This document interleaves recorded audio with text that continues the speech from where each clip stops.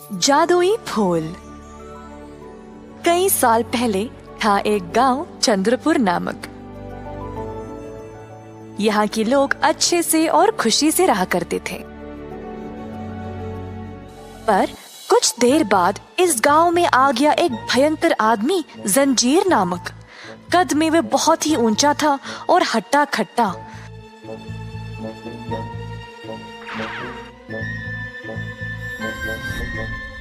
वो बहुत लालची था और अक्सर गांव के लोगों का खाना पीना और धन दौलत जोर जबरदस्ती उठा लेता था।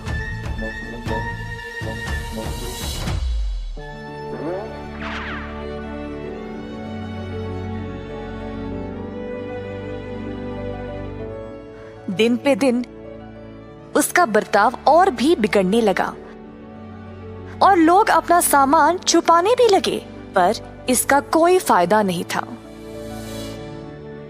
जंजीर कुछ भी करके लोगों के चीजों को ढूंढ कर उठा ले जाता था। एक समय पे चंद्रपुर एक सुखी जगह था, पर जब से जंजीर वहां पर आया उसने वहां दहशतगर्दी फैला रखी थी। उस गांव में थी एक पुजारिन, धार्मिकी नामक। पुजारिन को ये सब देखकर बर्दाश्त नहीं हुआ। वह जंजीर का सामना करना चाहती थी, पर वह अब बूढ़ी हो चुकी थी और उसको लगा कि उसके पास जंजीर को हराने की शक्ति नहीं रही। रोज धार्मिकी लोगों को परेशान होते हुए देखकर बुरा महसूस करती थी। धार्मिकी ने सोचा कि अब तो किसी भी कीमत पर जंजीर को रोकना ही पड़ेगा। सब कुछ बर्बाद होने से पहले धार्मिकी किसी शक्ति का उपयोग करना चाहती थी।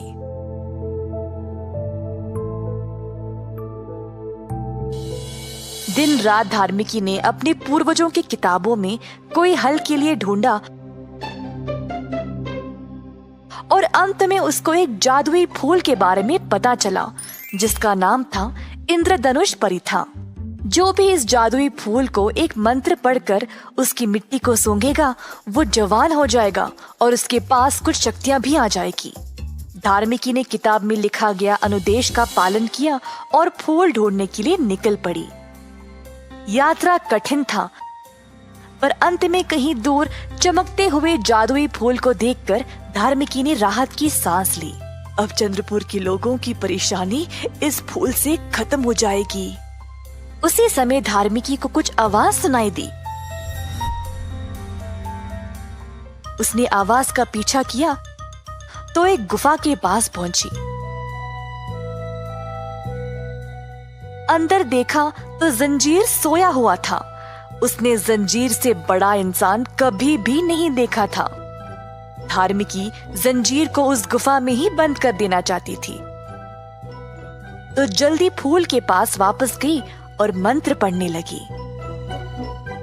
फूल तू दे प्रकाश, दिखा अपना जादू जरा, समय को ले जा पीछे, जो खोया था वापस ले आ। फूल की मिट्टी को सूंघते ही धार्मिकी वापस जवान और शक्तिशाली हो गई। जल्दी वह गुफा की ओर वापस दौड़ी जंजीर का सामना करने, पर वहां कोई था ही नहीं। धार्मिकी परेशान हो गई और इधर उधर ढूंढने लगी। उसको लगा कि शायद जंजीर गांव की ओर चला गया। धार्मिकी ने अपनी शक्तियों का इस्तेमाल किया और उड़ते हुए जंजीर के पास गई। उसने एक पेड़ को उखाड़ा और जड़ों के साथ जंजीर को चारों तरफ से बंद कर दिया।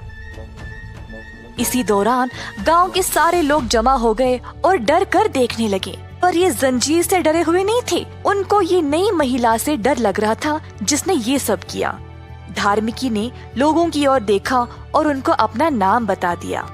आप सब लोग डरो मत, मैं धार्मिकी हूँ। जंजीर को गांव में दहशतगर्दी फैलाते हुए देखकर मैं परेशान हो गई थी।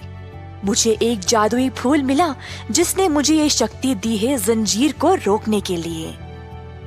लोगों को अब तसल्ली हो गई थी कि धार्मिका गांव को किसी भी खतरे से बचा लेगी। चंद्रपुर वापस एक सुखी और शांत जगह बन गया। इस कहानी से हमें ये सीख मिलती है कि उम्र कोई वजह नहीं है खुद को कुछ भी काम करने से रोकने के लिए। अगर दिल से चाहो तो इंसान कुछ भी प्राप्त कर सकता है।